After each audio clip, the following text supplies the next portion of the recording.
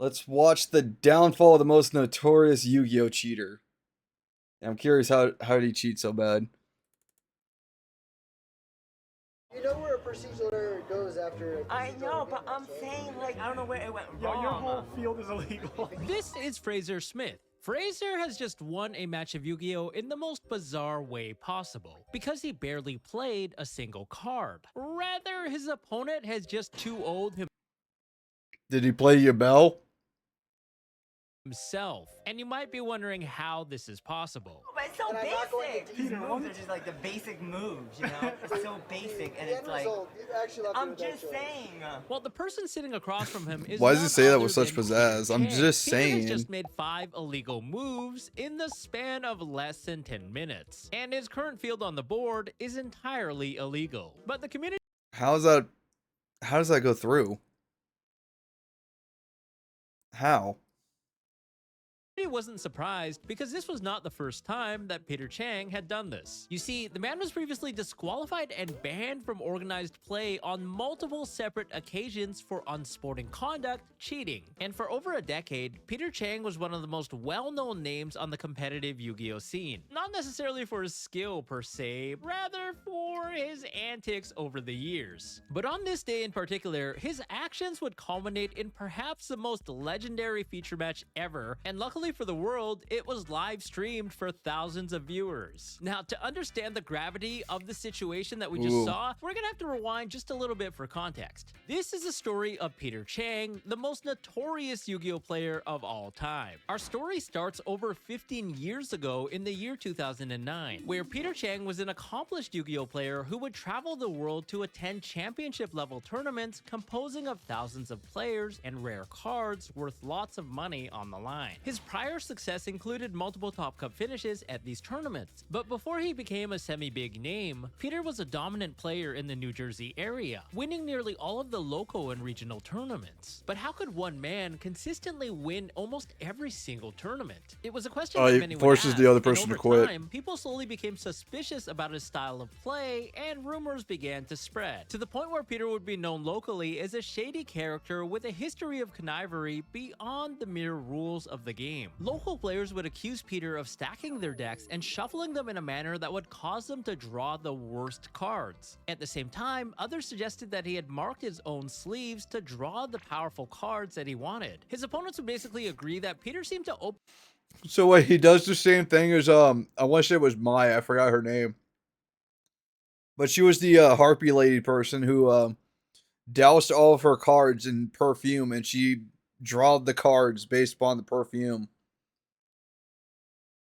the perfect hands every time, with the player even saying that at one of the local stores, Peter was banned from using white sleeves because they were so easily markable. And players who knew Peter in real life would claim that he was caught cheating on 7 separate occasions. It became so widely known that even some of Peter's closest friends would not refute this claim. But in light of this, he That's was so never punished fucked. officially by the Yu-Gi-Oh! Organized Play Committee, as his hijinks were limited to his local area at the time. Nevertheless, it got to the point where Peter was disqualified from numerous local and regional tournaments, and eventually banned from several local stores. Coincidentally, as Peter's success flourished, he grew bored of the Jersey scene. I mean, yeah, being banned from several local stores probably didn't help. So he began to travel around the country to attend tournaments on the major circuit. So we're talking about the largest tournaments in the world here. This would prove to be extremely rewarding, for his skills were more than enough to compete on a national level. Peter would quickly make a name for himself, going undefeated. Oh, at he's using multiple the events white in a row, sleeves. and threatening even the strongest players at the time, upsetting legendary names like Adam Korn and Jeff Jones. At the same time, he would supplement his travel expenses as a backpack vendor, someone who carried around binders chock full of cards to buy low and resell at a higher price. Though it was technically and still is against the rules to buy and sell with anyone besides the official vendors in the convention hall. Wait a back minute. then, it was How much was that Blue Eyes? rules to buy and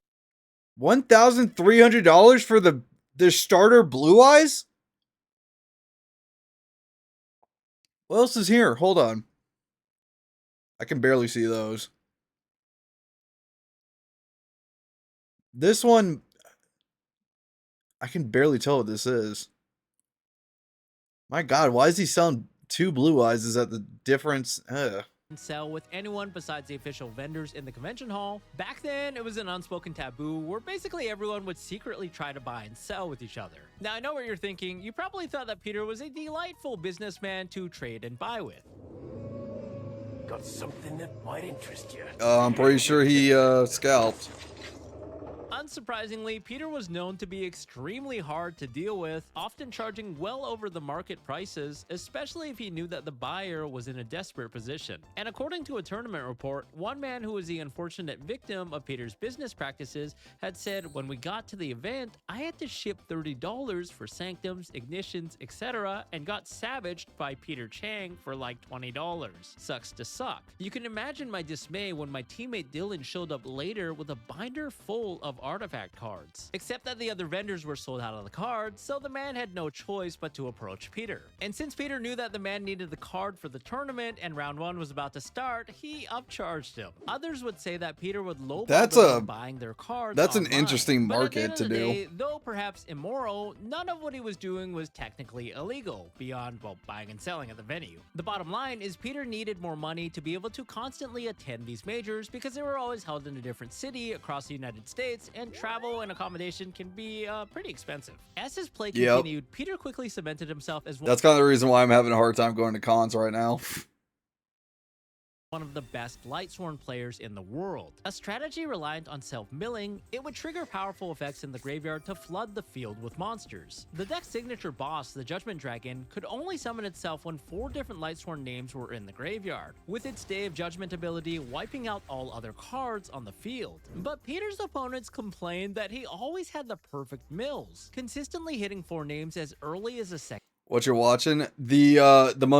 The most notorious Yu-Gi-Oh cheater who got, like, in the thumbnail it said he got banned from 7 different places. So like we're seeing that this guy's apparently like the world's biggest Yu-Gi-Oh cheater. And like it so far they've already said like yeah, they've already caught him cheating. His friends is not backing him up, and they're showing how he's gouging the price of cards.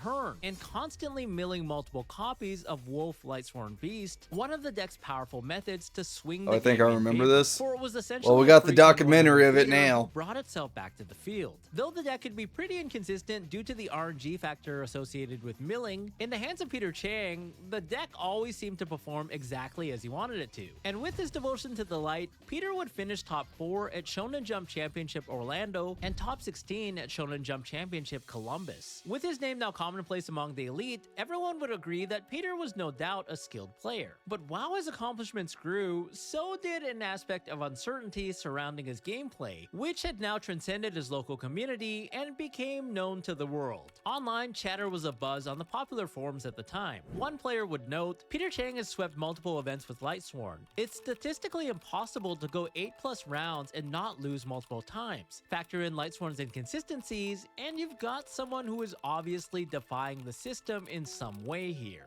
To further my claim, he's been asked to change his sleeves during multiple regionals due to marked sleeves. In 3, he's been DQ'd in the top 8 of regionals before. His reputation would rapidly become known, with a chunk of the community calling him Cheater Chang, while others Cheater Chang. Spoonerism, Cheater Pang. With each consecutive tournament that Peter attended, the forums would be abuzz with users following along for updates and potential drama. And boy, would there be drama. At the Shonen Jump Championship in Los Angeles, where after starting with a phenomenal 8-2 record and nearly locking himself into the top cut yet again, he's still using the white sleeves, the things that he marked that New Jersey said that he's been caught doing. He's still using them. and with Lightsworn, Peter would suddenly be disqualified mid-round. Not explicitly for cheating, but rather for lying to a judge. You see, in competitive Yu-Gi-Oh!, infractions generally start with warnings. This is to give the player the benefit of the doubt for a genuine mistake, but also to ensure that players don't try to soft cheat by deliberately performing illegal plays or breaking policy to try and gain advantage. Therefore, multiple warnings or infractions would escalate into steeper punishment, with 2 warnings often granting the player a game loss. Now, apparently Peter had already received an infraction earlier in the tournament for having a marked sleeve in his side deck. But later when he was deck checked again in the tournament, that same sleeve in question was still present. Peter allegedly told the new judge that he had no prior warnings in an attempt to avoid receiving the upgraded penalty. But unfortunately What do you do? Just say, prove it.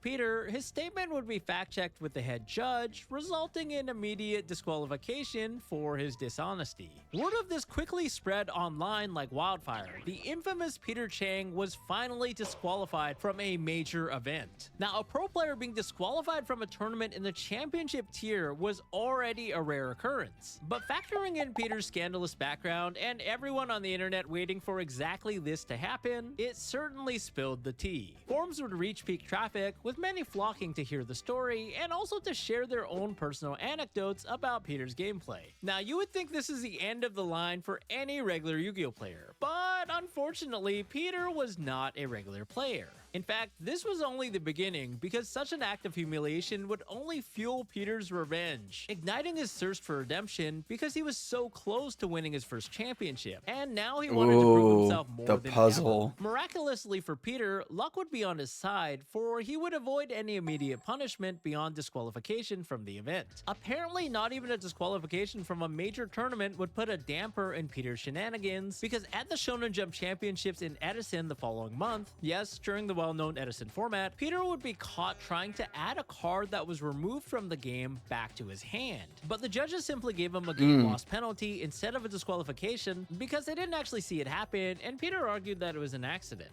No surprises here. But just 4 months later, to the chagrin of the entire community, Peter Chang would pull off the unthinkable.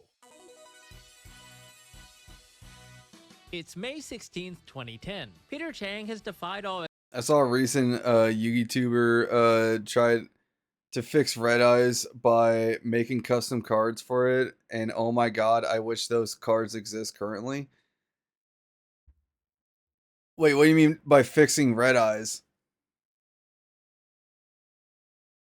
With like changing...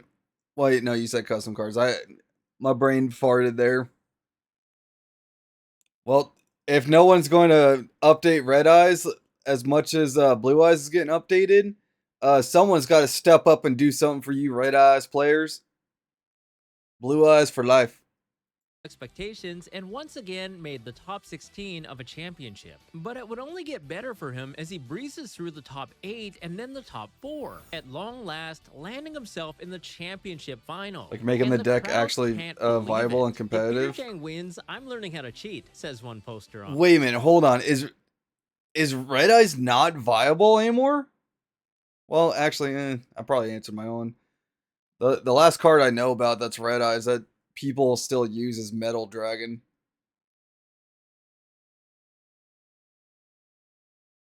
Or no, there was one fusion card. I forgot what it was called. I don't want to open up Master Duel just to see it. Magic This Gathering, Pants Grab. Don't worry. There's always a Pants Grab, Brit. Hell no, it's been dog shit for over like 5 years. Damn, 5 years? That little amount of time? And I would have figured you Red Eyes players got shit on longer. Online. And finally, when the smoke cleared, a man raises a trophy with one hand. Maybe over 10 years? That sounds more correct. After years of grinding, Peter Chang has finally achieved a championship title by winning the Yu-Gi-Oh! Championship Series Washington. And not just any regular championship tournament, but the first ever Yu-Gi-Oh! Championship Series, a prestigious tournament that would replace the previous Shonen Jump Championships, featuring a set of new and elusive ultra-rare prize cards, the 3 Dark Lords. Dark Lord Superbia, Dark Lord Asmodeus, and Dark Lord Ida Ari, and they now belong to Peter. But instead of celebrations and congratulations, the community was largely skeptical, beyond just the mere fact that it was Peter Chang. You see, well, yeah, because he's been caught Peter cheating. pulled off a complete upset. He played a Machina Gadget deck utilizing the Jinzo engine, but it wasn't exactly the most competitive deck. In fact, it was regarded as a significantly weaker deck that paled in power compared to the existing X-Saber and the newly released Infernity decks that were expected to dominate. His strategy was rather simple. The gadget monsters replaced themselves for free card advantage and fueled the machine of Fortress, who could be summoned by discarding another machine from the hand. Next, the Jinzo engine would supplement this, providing the only means of power for the deck to match the pace of the newer strategies, who had nearly outdated it completely. It would enable him to play Future Fusion, one of the strongest cards ever printed, that years later would even have its effect nerfed. But at the time, it allowed him. So the YouTuber made 5 custom cards, which was significantly improves the deck. But will Konami ever take notes from it? Probably never. Yeah, you want to know why? Because like this is probably realistically what Konami would do with any of the cards, especially since now they're going down this route of updating the art style of the cards. They're probably just looking at, look, we can save a lot of money on updating certain decks, and I was like, oh, okay, what do you got on us to save money and make more money? Well, first we take the Red Eyes card, and then they just like throw them out the window. They throw the person that mentions Red Eyes out the window for that. That's pretty much how they've been treating that monster. The fusion summon by using resources directly from the deck instead of his hand and field, breaking the game mechanic completely. The monster wouldn't be summoned until the following turn, but that didn't matter because resolving a future fusion would allow Peter to dump all of his machine monsters to the graveyard if he declared a summon of the Chimera Tech Overdragon, a boss monster that required Cyber Dragon and any number of machines as fusion material. This also meant he could dump 2 copies of Jinzo and 2 copies of Jinzo Returner from the deck to the graveyard. The baby Jinzos would then trigger, immediately reviving the 2 adult Jinzos, whose effects instantly kick in to negate all trap cards on the field, while presenting 4,800 damage on the board at the same time. From there, he could revive the machine of fortresses from the graveyard that were also dumped there via Future Fusion, thanks to their special summoning conditions to deal well over 8,000 damage in one single turn, and without any fear of stable disruptions like Mirror Force or Torrential Tribute. But the rest of the deck just wasn't very consistent and lacked significant combos beyond Future Fusion, which was also limited to 1 copy per deck at the time due to rampant abuse in the past. It was basically the deck's only unfair advantage, so to speak. In addition to the deck being pretty slow, it was also full of bad cards to draw, like Jinzo, which you would be less than ecstatic to see in your opening hand, for it required a sacrifice to summon. Even the gadget monsters were much weaker than the other monsters on the block, and he would have to power them up using support cards like Solidarity, while relying on trap cards to control the game at his pace. So needless to say that getting carried by 1 card I see scratches on that card. It's marked. Tournament was pretty OP. Which brings us to the conundrum. Peter would have to hard draw the Future Fusion because it wasn't searchable, unless your name is Peter Chan. Because after his win, even more rumors exploded online, with some players at the event claiming that instead of drawing Future Fusion, Peter would search for it from his deck and add it directly to his hand when resolving the effects of his gadgets. Since the gadgets could add each other, rather than add the corresponding gadget and reveal it to his opponent as per the game policy, the story goes that Peter would add the Future Fusion from the deck to his hand face down by accident, say oopsies to the opponent, and then reveal a copy of it. This is not the first time he said oopsie whenever he made an illegal move. Another gadget that was already in his hand, telling them that that was a card he had searched. Other players would share similar anecdotes of sleight of hand when playing against Peter. Some accused him of deliberately testing illegal plays to see what he could get away with, and allegations of stacking while shuffling and using marked sleeves were again at the forefront. A few players even surmised. See, here's my question. Why does nobody play Pot of Greed? Nobody knows what that card does. They could easily stop Peter Chang. Would just play Pot of Greed. Even with him marking cards, just play Pot of Greed.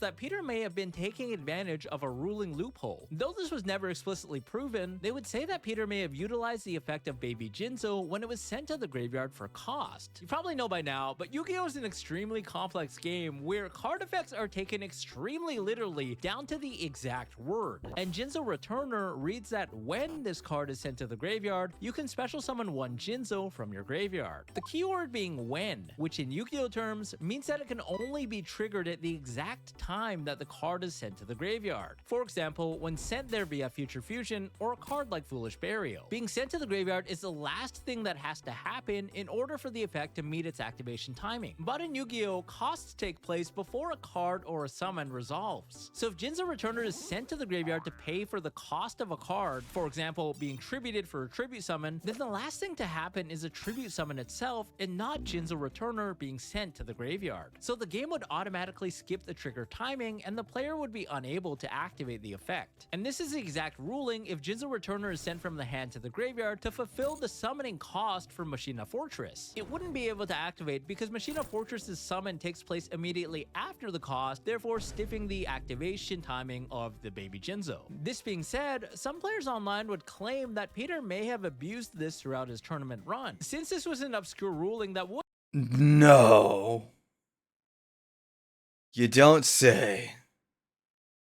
wasn't immediately obvious when reading the card at face value. It's possible that not every player would have known the implications. In the worst case scenario, with Peter taking a warning from the judge, if the opponent even bothered to call a judge in the first place. Surprisingly, most Yu-Gi-Oh players are a lot more chill and reserved when it comes to calling judges compared to other trading card games that are out there. You're kidding! Judge. Now, the R&D team would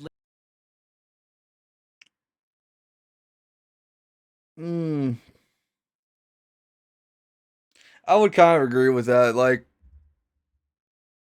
I did play the Dragon Ball card game for like a little while, and mostly like the handful of times I went to go like play that game with like other people at a card store, I mostly just dealt with like snarky assholes who just kept like telling me to like change the deck. This is how you're supposed to play it. And I'm just like, brother, shut up. Do you know how expansive cards are? What the fuck? So, I guess that's true with the Yu-Gi-Oh side of it.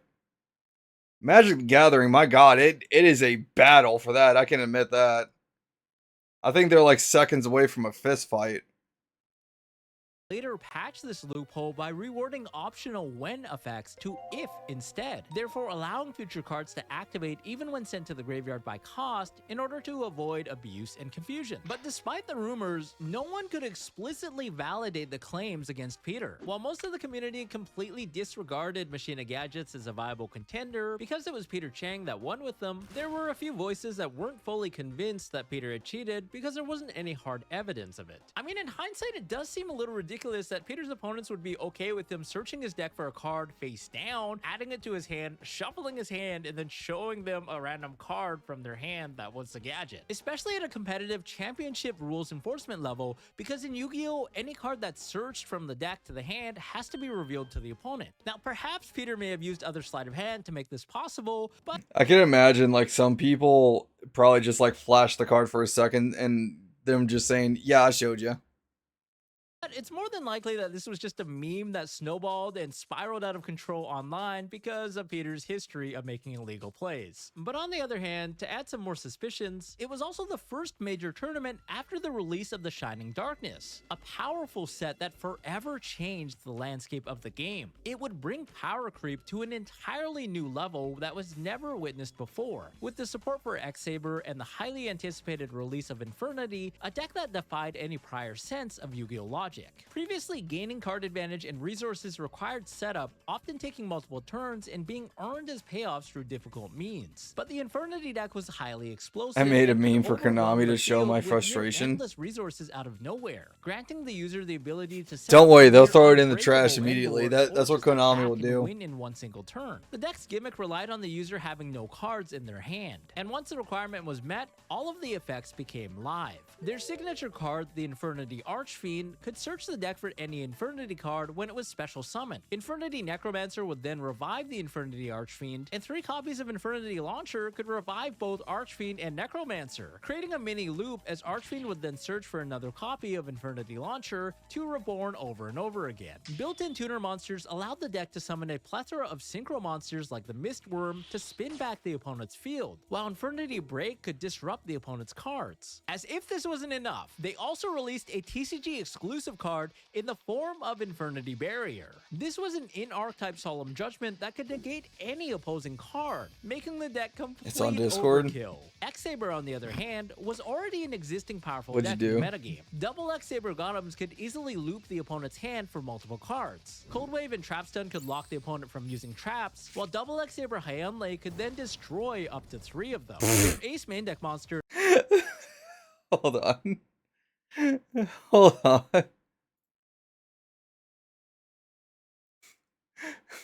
I'm going to show that Ghost. Hold up. I read that for like a second.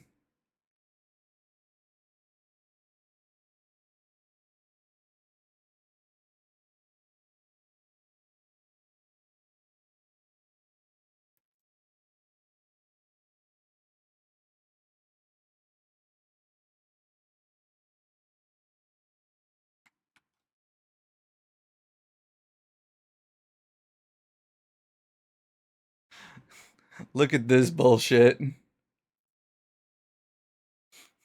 How do we make more money? Make more waifu decks. Yeah, but it's going to be censored because America has censorship laws. Give more Blue Eyes support. The main card, fix Red Eyes. Get the fuck out of here.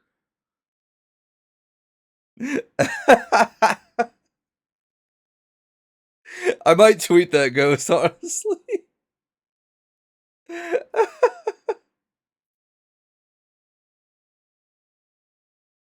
Go ahead. Okay, I'll do that after stream. I just gotta remember that.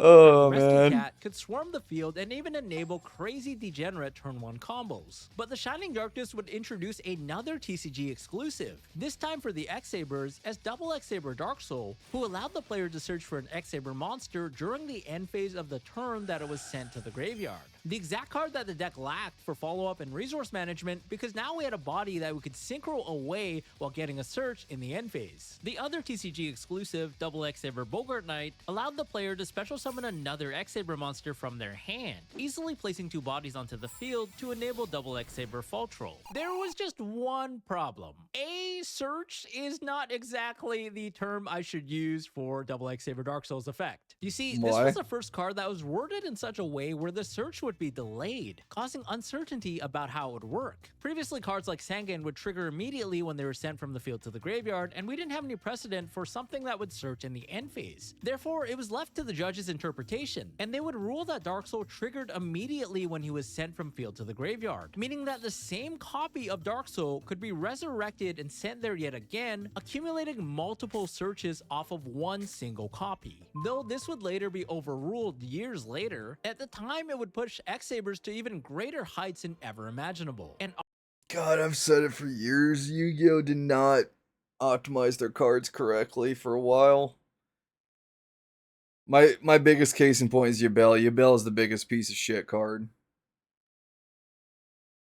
armed with heavy graveyard disruption like the DD Crow and the anti-Dark Floodgate, Consecrated Light, the deck could go toe-to-toe with Infernity, resulting in a stalemate of power, with 7 X-Saber and 7 Infernity decks both making the top 32 cut of the tournament. So you can probably see why it was borderline impossible for Machina Gadgets, a deck that had received 0 new support from this game-breaking brand new set, to defeat multiple X-Saber and multiple Infernity decks across 15 rounds to win this tournament. And in the finals of this event, 7 judges were watching the match from every possible angle to ensure Yubel that hasn't Peter really Chan been did not relevant go in a any while. shenanigans.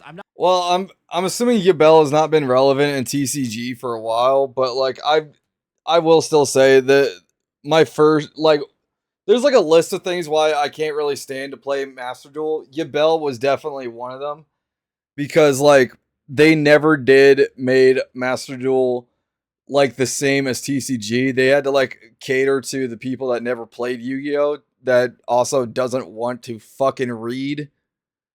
So then they just made like stupid decks. That's Yubel's not the biggest reason why I don't want to play Master Duel. The other main reason is like how egregious getting cards are. Like it feels like a fucking not just second job, but it feels like I'm having 3 jobs just to get 1 card from Master Duel. It kind of drove me insane a bit. And then like the only counter I could see was just like make more accounts for Master Duel. If Master Duel was exactly like TCG, it would honestly be more miserable. I don't know about that because Master Duel also, for like, I think it was like year 2 of it, it was not very optimized with the cards. And what I mean by that is like if there was like a chain of like at least 5 cards going on, half the time the programming, and even people found out in the programming like set for Master Duel, it would counteract itself and it would just cancel the whole card. I've actually seen that multiple times. I just mostly think Master Duel is not really like very well optimized for like extreme plays. Not even joking. This was actually what happened. Yeah, they really wanted to cover their bases. And with the pressure on, he would defeat YPFL Stephen Harris, an Infernity player who, interestingly enough, Peter knew was not playing the Chimera Tech Fortress Dragon. Fortress Dragon was a direct counter to any machine deck, for it was a unique fusion monster that could be made without polymerization. Rather, the card introduced the concept of contact fusion, allowing the user to simply send away the fusion materials from the field to the graveyard, as long as they were all present on the field. It was specifically printed as a countermeasure to the advent of powerful machine decks that had plagued the game over the past couple of years. And its fusion materials would require Cyber Dragon plus any number of machine monsters from either side of the field. This meant that a regular player could even utilize Peter's own Cyber Dragon, alongside his other machine monsters, to What do you mean not optimized well? Okay, the main thing with that I'm talking about with the optimize is there were times that within the game, if you're trying to do like a chain attack of like, you know, in Master Duel, like the biggest like thing that they love to showcase is like continuous moves. Like let's say, oh my god, Ash Blossom is canceling out Max C, but then they bring up another card to cancel out Ash Blossom. For some weird reason, and I have past VODs of this, this should be on the YouTube channel, to where they would have the card say they activated to cancel out Ash Blossom, but then Max C still is activated. That's what I mean within that. They did not program it past like 3 chains most of the time. For some weird reason, only XYZ and Synchro works for that, but basically activation cards did not work that too well, and that caused like a lot of games to crash out. And whenever I only saw anything about it, mostly on Reddit, it would like basically be a common thing. I think you're confused. You're confusing something. I'm probably mixing up the cards off the top of my head, but what I mean within that is I've seen it. I know other people in chat have seen it to where like the game just goes brokey. Like it'll either reset the entire move or the move won't go through. Because I've had times whenever I try to activate a Blue Eyes alternative dragon and it just cancels itself out when there's like nothing else there. That's what I mean with optimization within that. And 99% of the time, it was usually after an update that was like a week old. wipe his entire board on a whim. But at the very last minute before submitting his deck list, Harris decided to play an additional Synchro monster over Chimera Tech, theorizing that nobody would be crazy enough to play Machina Gadgets at this event. But evidently, Peter was crazy enough. This meant that he was able to keep his Cyber Dragon on the field without any fear of his machines being wiped away by one single fusion summon, adding additional pressure to his board, ultimately contributing to his victory alongside the fact that Harris somehow drew the worst possible hand. The forums went absolutely crazy. Peter Chang, who everyone thought to be an egregious cheater, had won a championship event, and with the last deck anyone would have possibly imagined. Players had already begun buying out X-Saber and Infernity cards overnight, with the expectation that one of these two decks would easily sweep the event. I think the scenario you're describing is common play of Max C, Chainlink 1, Ash Blossom, Chainlink 2, Called by the Grave, Chainlink 3. That is a scenario Max C would work as intended. Yeah, but that I honestly was like mixing around the cards. What I'm saying is the programming of the game I'm not saying the cards didn't like fully go through within it. I'm saying the programming that they did in the game would sometimes crash it out to where like the entire match just becomes fucked. But they were wrong. He had to have cheated, said the community, who completely dismissed Peter's victory with such an unconventional strategy. But outside of the allegations of potential misconduct, many players also brought forward anecdotes about Peter's overall He won a character, fucking with some PS4? claiming that he was highly egoistical and erratic, often rushing his opponents into making misplays, angle shooting, or carelessly grabbing their cards without permission. Others even hated his voice. It seemed like everyone had a reason to dislike the man, even more so now that he held a championship title. But regardless of whether or not Peter cheated, the general consensus seemed to agree that he was highly annoying to play against. In a Reddit thread titled "What's the worst player you ever dueled?" on the r/Yu-Gi-Oh subreddit, a hefty amount of replies were about Peter Chang. It seemed that a lot of players on the competitive circuit had witnessed his shenanigans at one point or another. With the spotlight illuminating his elevated notoriety, Ooh. players began to complain about his apparent invulnerability. It seemed that no matter what penalties or disqualifications Peter Okay, well, I have one question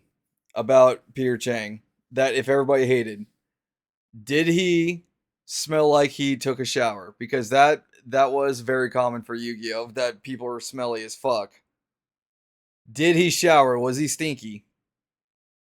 received, he would have received no further suspensions. I don't cheat. It's just I'm good and you're not, he would proclaim online. But some players decided to take matters into their own hands. You see, at a regional tournament just a week after his championship win, Peter would get jumped by a group of rare hunters trying to steal the coveted prize cards that he had brought with him to show off. But luckily for him, he This is still a thing. I remember when, I think it was Magia. It was a Blue Eyes card with oh my god, I forgot who it was fused with. There was a Blue Eyes card that cost like $1,500 as soon as it was released on the market, and people have already been jumping and insulting people just to steal that card because of how expensive it was. Black Luster Soldier. That's who it was, yeah. I forgot who was with. I don't know why. I was like thinking in my mind Dark Magician Girl, but I know that's wrong. But like I remember like recently when that card was released, it started off at like 1,500. The last time I saw it was like $800. But like people already did like jump someone just to get that card, and then like the next tournament with that card, somebody had to hire security just to protect him for that card.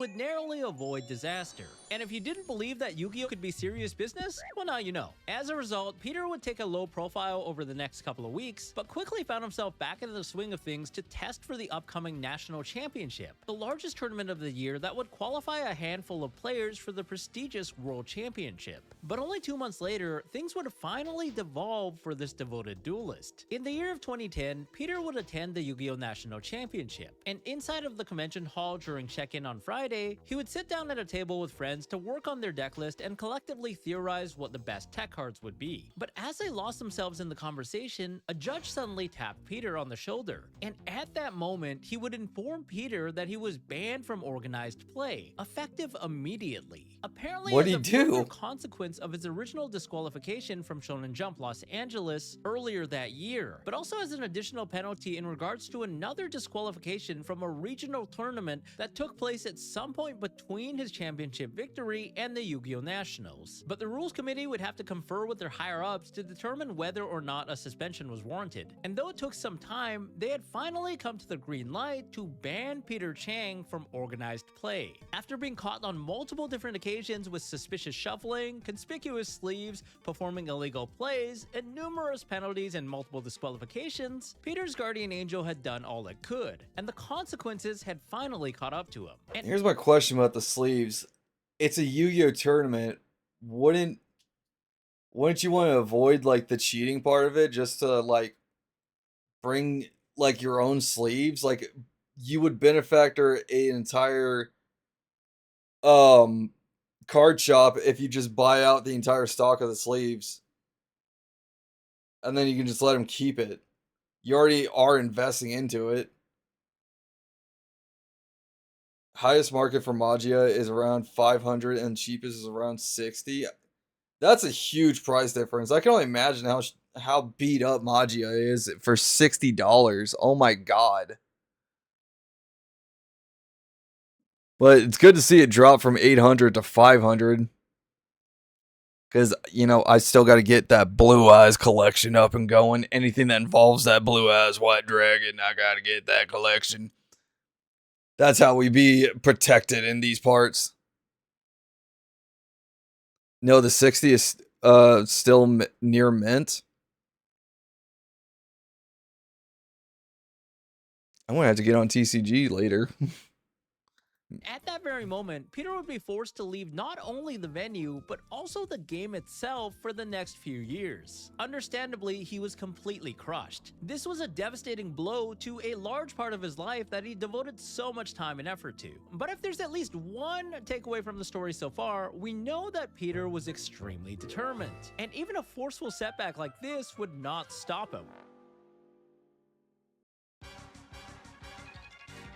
5 years later, Peter Chang would return with an even greater vengeance. By now, the game was a lot Oh more god, popular it's been and 5 events were years. getting way more players than before. And at the same time, not only had the power creep completely changed the game itself, but there were also complex online simulators where the best players could practice, competitive articles and guides available online, and less secrets that were held by the inner circles of the pro players. It was a completely new generation of competitive Yu-Gi-Oh! Online forums were slowly being The 4 different rarities right now of Magia?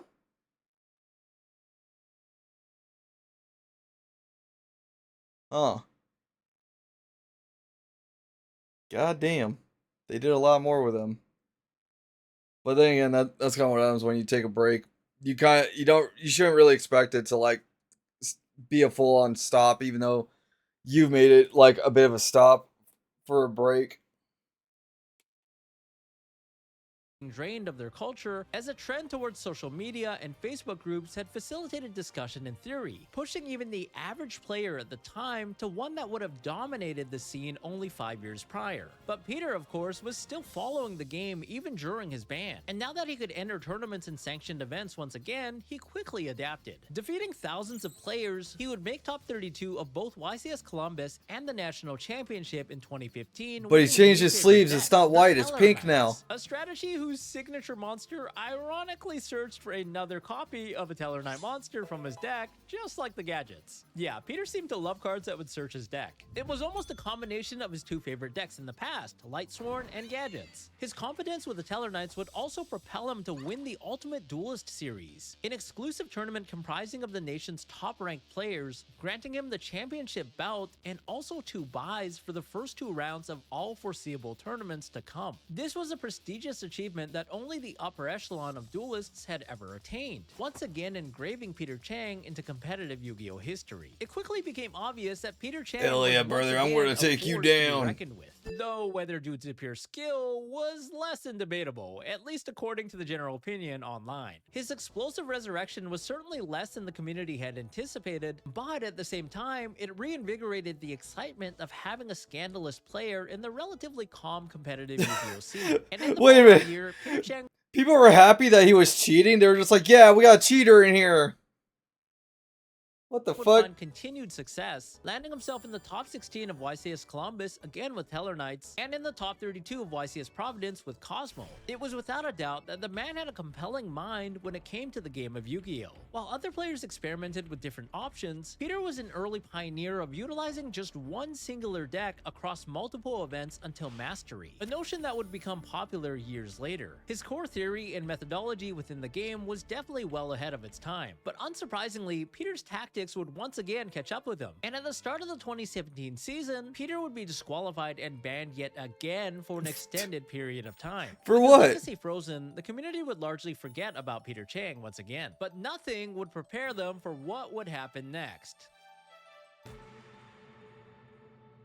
If you're enjoying this video, I just want to let you know that there's a lot more content like this in the horizon, so thanks for hitting that subscribe button and liking the video. Yeah. Just saying, these are just so Both of these monsters cannot be on the field right now. Like, I'm just saying, like, Chill out I'm with that just choice. saying. I'm just saying, cause, just saying. I can't get over how he's saying. I'm just saying. I'm just saying. Gosh, a slay queen. I'm just saying. I'm just saying. Just saying. I'm just saying the moves are so basic. Oh my freaking god. Where's my healer? In 2017, competitive Yu-Gi-Oh! Had grown to be extremely popular. But in the competitive scene, there was a pressing issue. Players had slowly become disillusioned with the way that the game was being run officially. Formal rulings, like for XX Saber Dark Soul, were often delayed for months or years, because Konami Japan overseas was in charge of setting up these rulings and giving context to the judges, but for whatever reason, they just never did. Tournaments also failed to distribute any cash prizing, providing only prize cards and playmats instead, which was hardly a consolidation considering a lot of the players were I'd be so fucking angry if I got a playmat as a if that was my prize cards and playmats. like this. If this was my prize, I would throw something. This is not even a good looking playmat.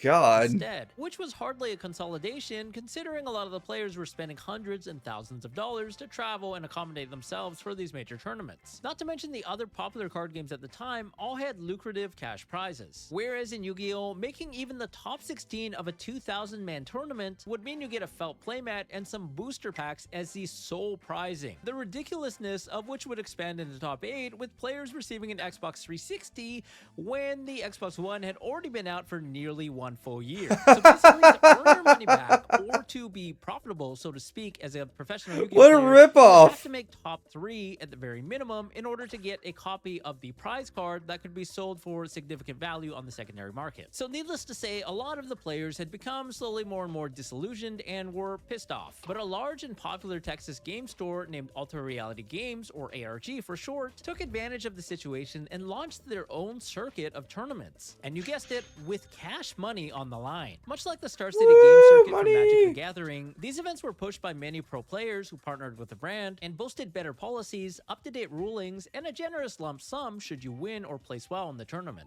They would put a focus on content and social media, live streaming each event, and often with commentary from prominent players on the mic, providing a feel that was akin to that of... Wait a minute, hold up. Did I just see that right? This dude's name is Lolly? Oh, brother. We got Squiddy and Lolly. Huh. From prominent players on the mic, providing a feel that was akin to that of early Smash Brothers tournaments like Genesis or grassroots tournaments. Not that surprising. Feature matches were chosen by the audience with a focus specifically on well-known calling out Yu-Gi-Oh! Players like that. Players and their storylines were placed at the forefront of coverage. Rivalries and grudge matches were common, top-notch content that would have never been featured on an official Yu-Gi-Oh! Channel. Okay, yeah, we'll play $500. Let's go. Alright, you gonna talk shit, you can talk shit to my face. Alright? And I'll play that shit.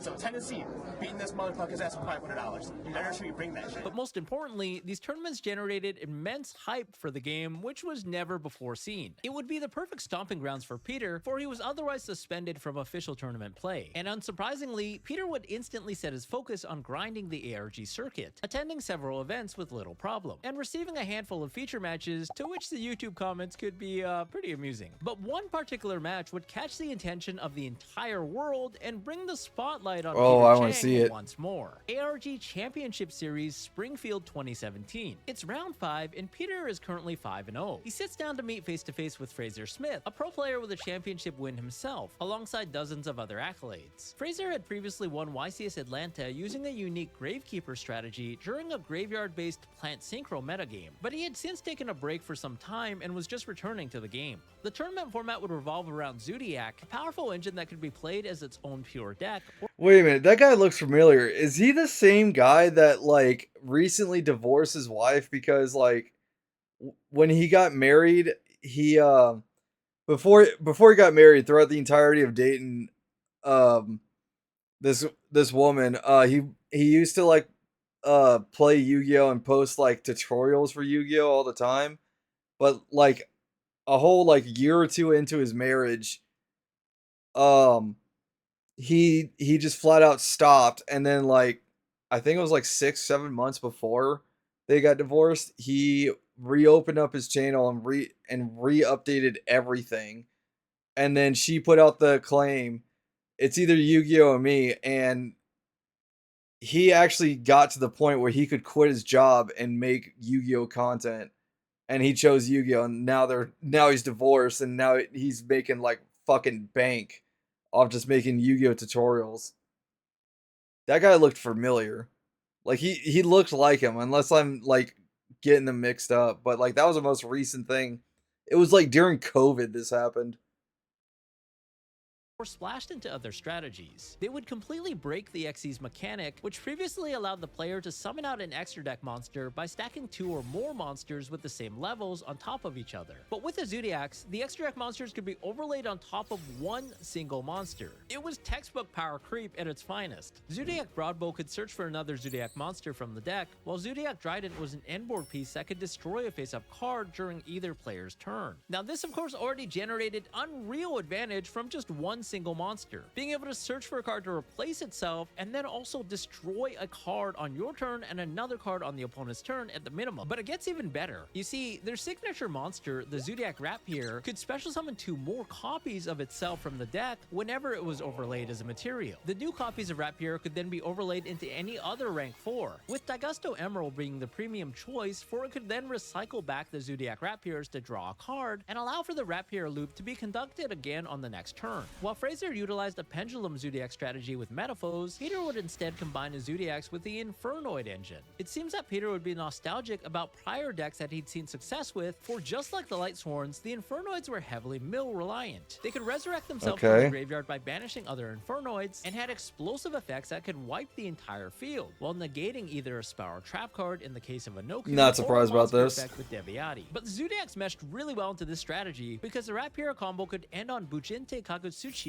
a rank 4 who could mill 5 cards from the top of the deck. So imagine being able to search a Zodiac monster, pop up to 2 cards, and also mill 5 cards from the top of your deck thanks to one lone monster. That's how broken the Zodiac engine was. But that's not all, because the deck also had access to one of the strongest in-engine cards ever printed, and also very much like Peter's favorite card, the Future Fusion. You see, just like Future Fusion, Void Imagination let the user fusion summon by using monsters from their deck, as long as the opponent controlled a monster that was special summoned from the extra deck. This would be used to fusion summon the Infernoid Tierra, who could be made using any number of Infernoid monsters, meaning just like the Chimeratech Overdragon, the user would effectively send all of the Infernoid names from their deck to the graveyard, which of course could be brought back using their own effects. Upon summon, Infernoid Tierra would allow both players to send the top 3 cards of their deck to the graveyard, and also 3 cards from the extra deck to the graveyard as well, allowing Peter to send copies of Elder Entity Entis to pop a free card on the field, Cyframe Lord Omega to disrupt the this guy like opponent's 5 graveyard, or head just this additional entire copies deck. of Tierra to serve as fodder to banish from the graveyard to resurrect the other Infernoids. An unfathomable level of advantage from one single card, meaning just like Future Fusion, if Void Imagination resolved, the game was effectively over on the spot. The Infernoid Zodiac deck had everything that Peter liked in the past, from milling to activating Future Fusion. But the downside of course was having to play Infernoid monsters who really aren't that appealing to draw on their own. But here's where the deck had an edge. It could take advantage of That Grass Looks Greener, one of the strongest cards in the history of the game. Grass would allow the user to mill cards. No, I don't believe you. Pot of Greed is the strongest of their deck equal to the difference in their deck size and the opponent's. Since a minimum deck count was 40, most players would play exactly this number to maximize the chances of drawing the strongest cards in their deck. With Grass, however, the player could easily max their deck count to 60, meaning a guaranteed mill for at least 20 cards against most opponents that were playing 40, or even more cards if the opponent went first and had already thinned their deck via searching. Resolving Grass would fill the graveyard with a plethora of Infernoids and also Fairy Tale Snow, a monster with an on-demand quick effect that summoned itself fought back by banishing any 7 cards from the graveyard, just like Snow White and the 7 Dwarfs. Upon summon, Snow was a disruption as it flipped an opposing monster face down. And for this reason, with Grass being so overpowered, the deck also played 3 copies of Left Arm Offering, a card that can search for any spell card in your deck, including Grass, but at the steep cost of banishing the player's entire hand. And game 1 would start with Peter winning the die roll, activating Left Arm Offering, only to discard his entire hand to the graveyard instead of banishing it. His very first action of the game was an illegal play that was so egregiously illegal that it's honestly kind of surprising. The card itself says banished. If it discarded, it would be way too broken, especially with a graveyard-based deck that wants to mill. Peter's excuse later on would be that he had only picked up the deck 5 minutes prior to the tournament and his friend had made the deck completely for him, even though it was round 5 and both players were undefeated. On top of— But you would still have to submit your entire deck to the judges. Granted, they won't look at that paperwork at all, but still. He did this in a feature match that was live streamed in 4K HD to thousands of people around the world. But what was more shocking was the fact that neither Fraser nor the judge would immediately catch this. Though in Fraser's defense, he did mention that he was on hiatus and took a long time break, so he didn't really know all of the cards to the exact wire. Of course, the chat at the time would go completely bonkers, having caught the error and attempting to notify the commentators and the staff. Though some time would pass before someone finally caught wind of it, so play would continue as normal, with Peter activating the search copy of Grass, now milling a large chunk of his deck, which surprisingly lacked a chunk of Infernoid names. In fact, it was probably one of the worst possible mills. But he would be able to bring back an Infernoid Deviati by banishing the few 3 names that he did have in the graveyard, including at least one that he happened to discard with Left Arm Offering, meaning that the first illegal play had now created a second illegal play. Play passes over to Fraser, who then normal summons a copy of Eccentric Archfiend, now threatening the Deviati. So Peter is forced to banish 7 cards. Oh my god, Pendulum! Avert your eyes, Pendulum monsters! The Archfiend Eccentric. But as Fraser lays down his next 2 cards, play is immediately halted. The head judge sits down at the table, having been alerted from the Twitch chat that something, fishy, to say the least, had occurred earlier in the game. Oh, you have to banish your hand? He discarded his hand. I discarded my hand. Oh, crap. Oh, whoopsie. Oopsie daisy, I made a fucky wucky. Neither Fraser nor Peter can remember the original contents of Peter's hand, so the judges have no choice but to huddle together and talk it over. After a few minutes of heavy deliberation, the judges return to the table to inform the players that the game state is now irreparable because so much has happened since Peter discarded his hand. Peter argues that it's his first time playing the deck and he had no idea, and even asked for them to rewind the stream to try and piece together their hands. They're not going to do that. They would never do hard that. to do that when a bajillion cards have been milled and an entire turn has passed. It's going to be a procedural error for both players, a warning for Frazier, and a game loss for you. As you do gain mass advantage from not banishing your hand there. Should have just said something earlier. I mean, there's a judge right here. I mean, to be honest, a game loss is getting the minimum for something that happens like this. A game loss is no big deal. It's not. Now, if you continue to lose, you're fucked, but that's a different story. I could be taking you over to a table and talking to you right now, but I'm not, because I don't think So it was this is- intent. I okay, think it was so- just accidental. Instead of being grateful to the head judge, who had given Peter the minimum possible penalty, as he didn't believe that Peter deliberately made the illegal play, a salty Peter complains that the table judge should have caught his illegal play earlier and not waited until Fraser actually drew his card for turn, even though it was his own fault in the first place. Nah, he knew what he was doing. Even happened. Judge should have just said something earlier. But we... You know what I'm saying? No one at this table knew what that... Yeah, I'm saying you should have said something earlier, not let it go to, you know, your turn and then say something. Right. Don't be mean, Peter. No, I'm just saying. I understand. Don't be mean. Just saying. If they had said it earlier, we could have like fixed Absolutely, but... Peter receives a game loss penalty, so he's now down 0-1 in the best of 3. The community goes absolutely crazy. Twitch chat, Reddit, Facebook groups are all once again talking about Peter Chang. Cheater Pang had returned. Cheater Pang! Cheater Pang! Cheater Pang! Great. This is gonna look bad. Yeah. Always is.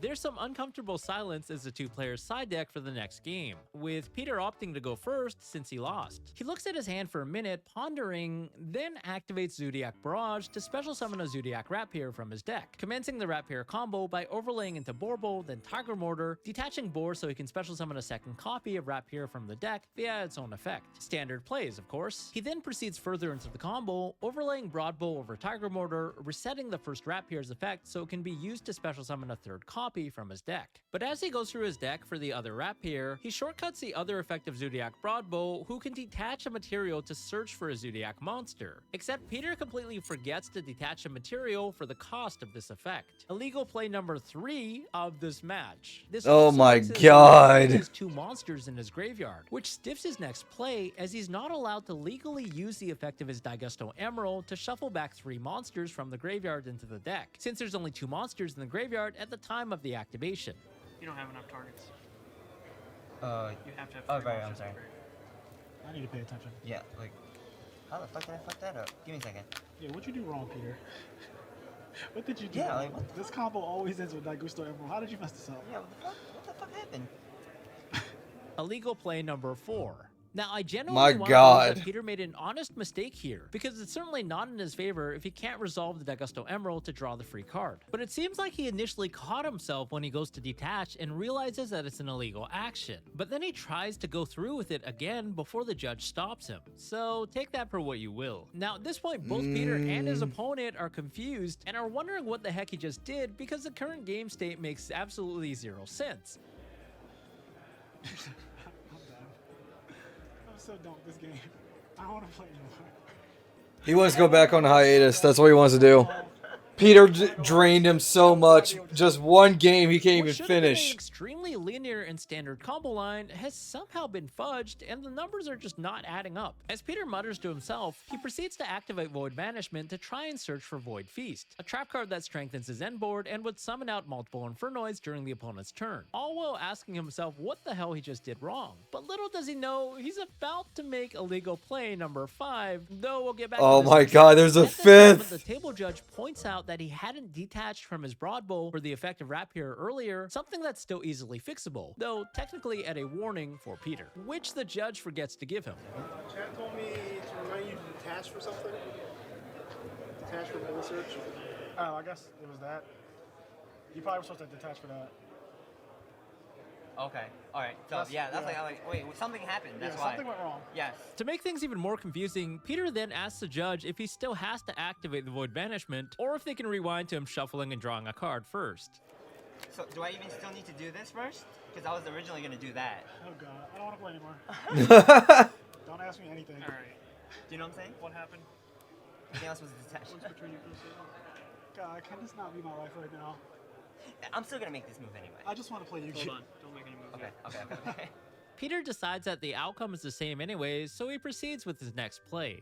Yes, just stay here. Just saying. Yo, please. Peter overlays for Zodiac Trident and then tributes the Daigusto Emerald to summon out Vanity's Fiend, a powerful card that he brought in from his side deck that locks his opponent out from special summoning. Okay.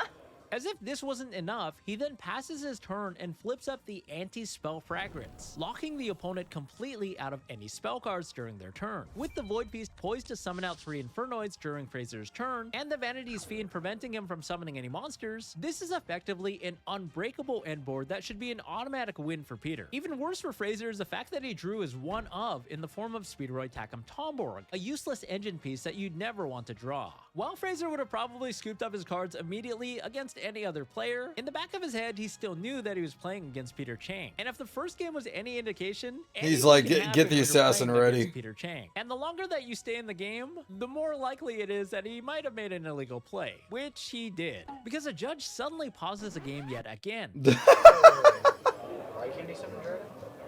That's all Chat said. He cannot summon Dragon, so I assume the condition is that. Oh god, what is happening now? Yeah, Void Oh, Banishment. is it because you activated that card? Does that card do something? Yeah, you can't normal special summon monsters other than Infernoids. So this is why I was supposed to do this first. So, like, this is unbelievable. This is another error game state. My God, the camera quality for this is so ass. What is happening? Someone in the chat had noticed that Peter cheated yet again by summoning non-Infernoid monsters after resolving his Void Vanishment. You see, Void Vanishment has a line of text at the very end that says for the rest of the turn after you resolve this card's effect, you cannot summon any monsters except for Infernoids. And Fraser even picked up this card to read earlier, but it has so much text that it was just easy to miss. You can discard one card, add one void from your deck, except okay. Also, you cannot normal summon for the rest of the turn, okay. So in this very basic combo line, Peter had effectively... I've said it before and I'll continue to say it again. Stop making the fucking cards like book novels. Give one, maybe two abilities and that's it. Don't tell me a story with every fucking card. Messed up everything. He was supposed to summon out the Zodiac Trident and Vanity's Fiend before activating the Void Vanishment as the final layer of his combo, so the monster lock wouldn't matter. But he didn't. So you can't even summon Vanity's Fiend? No. Oh my god. See, I told you this was supposed to be done first, and then this is supposed to be at the end. But you know. Oh yeah, he can't do this or this. Yeah, no, he can't do either of that. So That's what I'm saying. This is supposed to be done first. Yo, he and can't then do like he either one said, of I these had to things. disarm. Your whole field is illegal. He's supposed to be activated last. I knew that. Oh my freaking god. This is the most. We went from a game one, game lost to. Oh You know, I'm going to also say this. What the fuck is this judge doing? Like, isn't his whole point supposed to moderate both sides of the table? But yet they've had two different judges come out and do this one guy's job.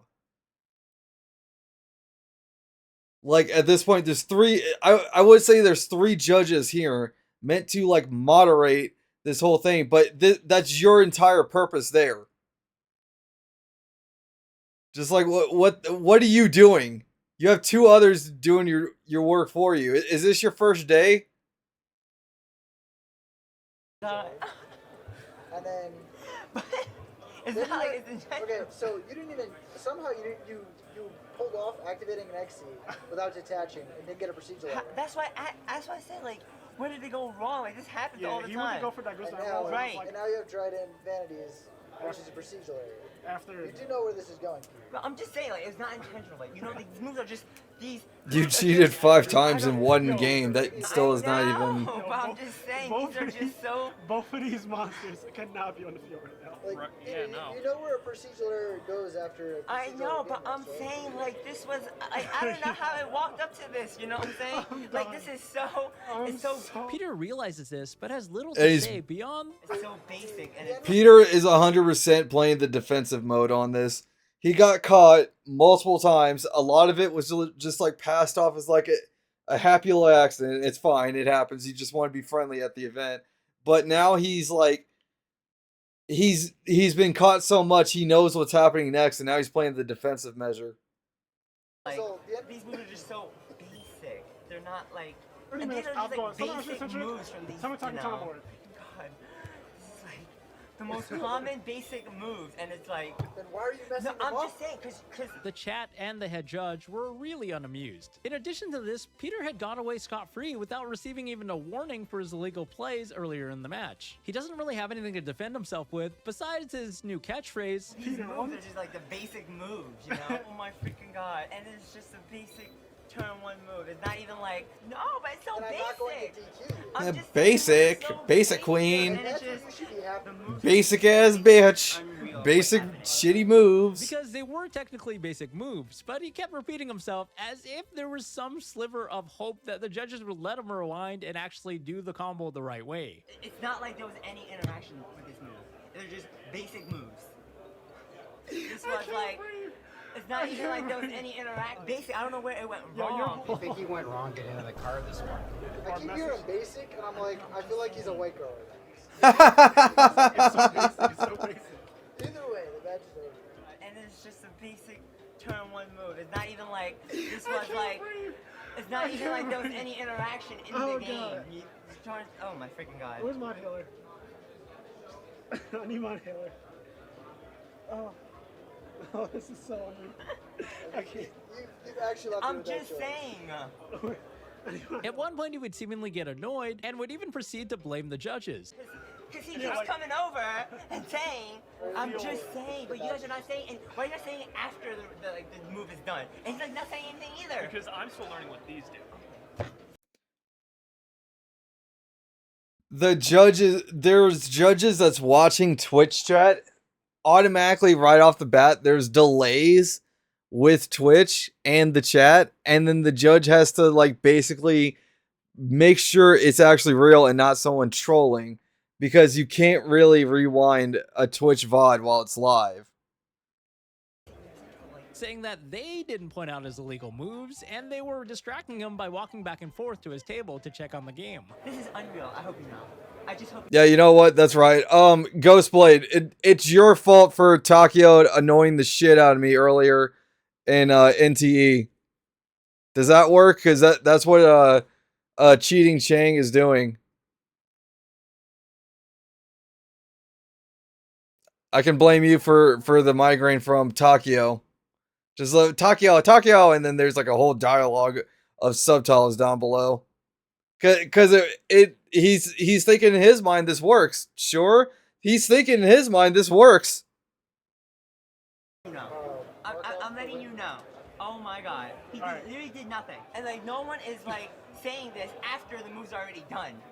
Unbelievable. Thanks, Judge. You're a real help, by the way. He's in the next stage. He's passing off the deflection to now anger. To where it's like, oh, he did the oopsie stage. He's done the deflection stage. Now he's doing, well, no, he did do the blame stage. Now he's at the anger stage. Just saying. I have no comments.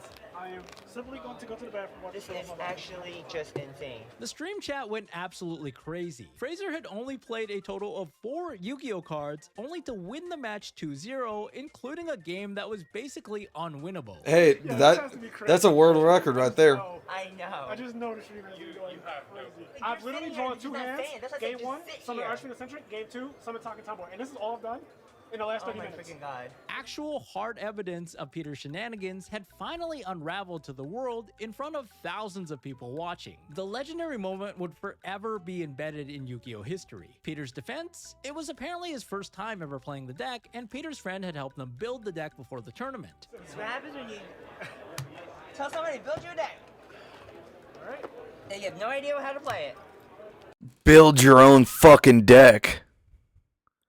There's no wrongdoing of asking for help how to build the current deck, but you still need to be behind the wheel of building your own deck. Even I know this shit. Unbelievable. Now, as funny as it sounds, I honestly think I might actually agree with Peter here. I don't think he deliberately tried to cheat, at least not in the second game. His sequence of play was so counterintuitive, and he had nothing to gain from it. In fact, if he played his basic combo the way that he should have in the second game, his hand was basically an automatic win. The head judge was also quite reasonable, shocking. and he didn't believe that Peter's actions were deliberate. So, It's also my first time playing this deck too, Peter, but here's the plus side. Is Oh my I don't God. think you purposely cheated. no, but it's so And I'm not going to basic. DQ you. I'm just saying the moves are so basic, And and it's that's what just. you should be happy with. But it's not that. It's wanna just bring- the moves are just so basic. It's unreal what's happening. So Peter would receive only a match penalty and not a disqualification, allowing him to play further into the tournament. But he wouldn't do too hot, having been pretty tilted from this match to say the least. The match would be posted throughout social media, forums, Facebook groups, Reddit. Everyone in the community would witness the hilarity. And more than anything, it was fantastic entertainment. But the story doesn't end here. Ironically, Peter's official ban from the Konami organized events would be lifted around that time, granting him the ability to attend YCS Seattle only 1 week after the ARG incident. He would play the same deck, with one of his opponents going on Reddit to note that Peter was unpleasant, extremely rushed, and grabbed his cards without asking, overall being a very annoying opponent to play against. And at this tournament, Peter would somehow get disqualified and banned yet again. Though the exact reason for his disqualification wasn't explicitly confirmed, according to a user on Oh, I think I know what Reddit, he was happened. I could probably tell you. He did the exact same moves he did on the live stream. He got called out for it by the judge, and he just said, fuck this shit. He stood up on the chair and just suplexed the judge. Guarantee you that's what happened. People who cheat in games hate being called out for it. allegedly for UC cheating related to something with the graveyard. Now, I know what you're thinking. Based on the prior story so far, you probably think that Peter would return to get his revenge once more. But this was seemingly the nail in the coffin for Peter's career as a player, for he would surprisingly not return to the competitive scene. But Peter's ghost would somehow still be in the community and haunt it in other ways. Also, if you guys made it this far into the video, it hopefully means that you enjoy my content. And I want to let you know really quick, I do have a Patreon page where you can get early access to my future videos like this one and behind the scenes content, including footage from these stories that didn't make the final cut. Yep.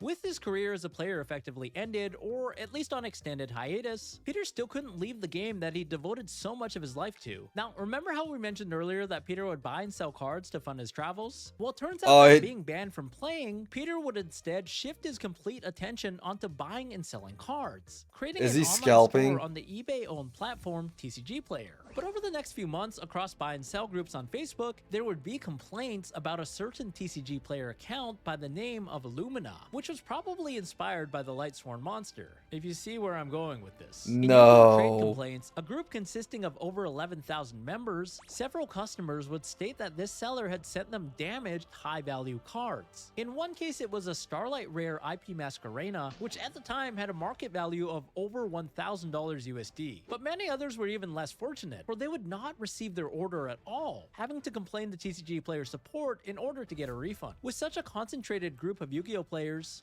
he's being worse than scalping. Lumina was in fact an online store that was owned and operated by Peter Chang. Quite a fitting name, as Lightsworns were one of his most successful decks over a decade prior. As time passed, there were more and more complaints about Peter, ranging from damaged cards that were received not as pictured, to more orders not being received at all. This was a recurring trend, for it seemed that Peter was extremely forgetful, or maybe he just didn't intend to ship out the smaller cards in the first place in the hopes that the customer might forget. Stories would also trickle across the internet to Reddit, where a thread asking sellers to watch out for on TCG Player would have the most upvoted response be about Lumina. Some less than fortunate players would receive their order, but it would be missing a card or two. With other orders, his communication through TCG Player would be less than accommodating, with the buyer having to send multiple messages only to get one sentence in reply before getting ghosted. A belligerent customer who didn't receive his package directly slid into Peter Chang's DMs, with Peter asking, "But how you know it was me?" before being informed that there were many threads he called about himself him out. online. "Oh wow, can't believe there's a thread," he would say. "That's kinda cool." Peter then stated that the package was delivered and provided a tracking number to prove it, except it wasn't delivered to the right address. But with a quick glance at the screenshots, it seems that the buyer was actually moving during his deal with Peter, so we can't fully attribute fault to Peter here. But I thought it was interesting that one person just had enough and actually slid into Peter's personal DMs.